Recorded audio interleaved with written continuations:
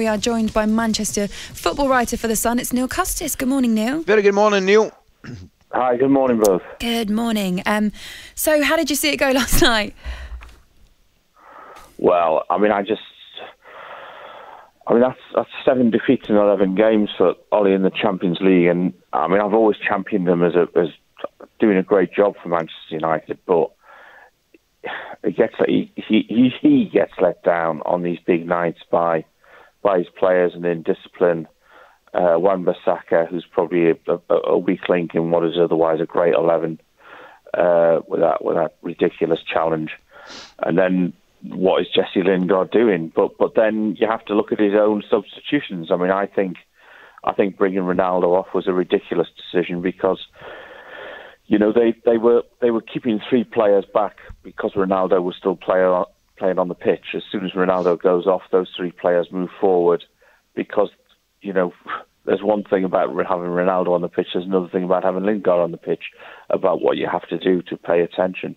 So once he's gone, they piled everybody forward because they didn't feel they had anything to pay attention to at the other end of the pitch. Mm-hmm. And I think that was a huge error that gave the initiative to young boys. Yeah, Neil, I couldn't disagree at all with any of your assessment there, to be honest with you. I thought he was let down. Clearly a ridiculous challenge, Lingard, lack of concentration. I'm just trying to think of a potential reason for him taking Ronaldo off, because I'm with you, mate. I thought it was a very, very strange decision. But in his post-match kind of stuff, he kind of hinted he wasn't happy with some of the let's say, attention Ronaldo was receiving. Do you think there's any way he was trying to protect him? Well, I certainly think he should have had a penalty, and I think had it not been Ronaldo, he probably would have got a penalty because he was at full pelt when he was going in. But on the other side, I think Ronaldo realised that the defender was making ground on him, but he was shoved off the ball, so that's a penalty. So that's a turning point as well. But then if someone is going to get you a moment in the last minute, if someone's going to change things in the last 5 minutes, if someone's going to, the ball was coming out of the defence and it wasn't sticking to anyone, no one was on it, no one was breaking away. I just thought it was a daft decision to take him off, and I think that cost them.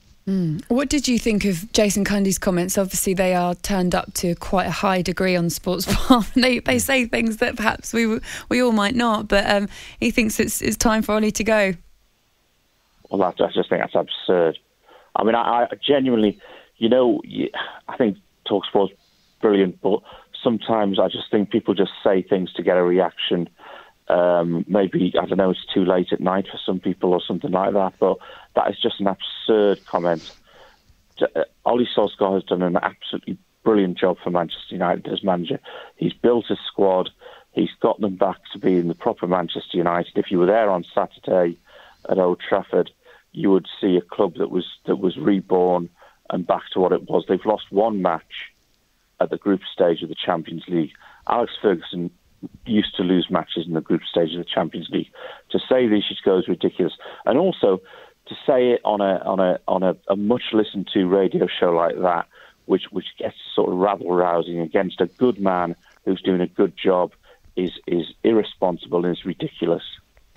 Does Ole get enough credit for those signings that he brought in this summer? Because we look at Ronaldo and we think, it's a massive signing, but me and Ali were saying earlier on as well, not to overshadow the signings that he's already made. Well, Ronaldo was on his way back in 2013 and before Sir Alex went. And once Sir Alex went, he didn't come back. He's come back this time, I think, because partly because Ole is there, because he's a teammate, he's part of Manchester United, he's a legend at Manchester United.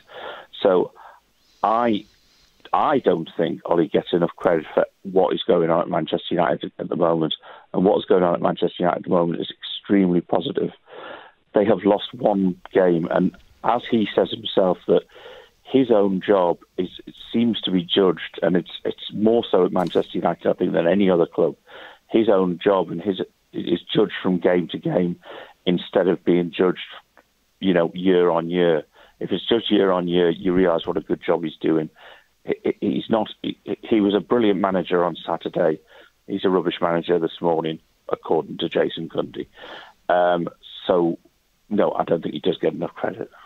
Neil, just tell us about Old Trafford at the weekend. A lot of people I've spoken to that were there tell me it was like obviously a throwback to the great days.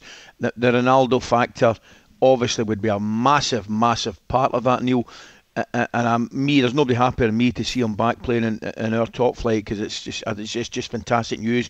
But where I think United might make a little bit of a difference this year, and taking last night aside, because that can happen with a sending off and lack of concentration, I just think defensively, generally speaking, maybe not last night, clearly, but they'll look a little bit stronger. I think the goalkeeper looks more like himself. I'm looking at Maguire and Varane, whether it's Shaw or Wan-Bissaka obviously sent off last night. I just felt they're looking a little bit better defensively, taking last night out of the equation.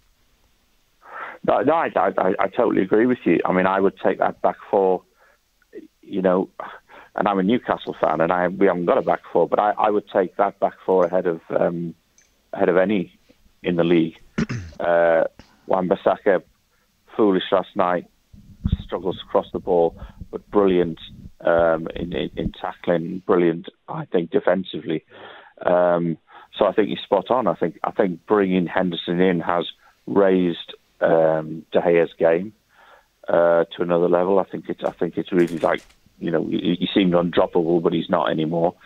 So yeah, I mean, I agree with you, Ali. I think they've genuinely got a team that can win the title, but not just a team. I think they've got a squad. I think they can put out two different 11s and be at a level, but they need to believe in themselves as well, because even down to 10 men last night, I think they handed the initiative back when they didn't necessarily have to, because a fullback's gone off, so he's put a fullback on and taken Sancho off, and they're still in that game. They don't have to sit back. They're Manchester United, So I think they have to believe in what they've got.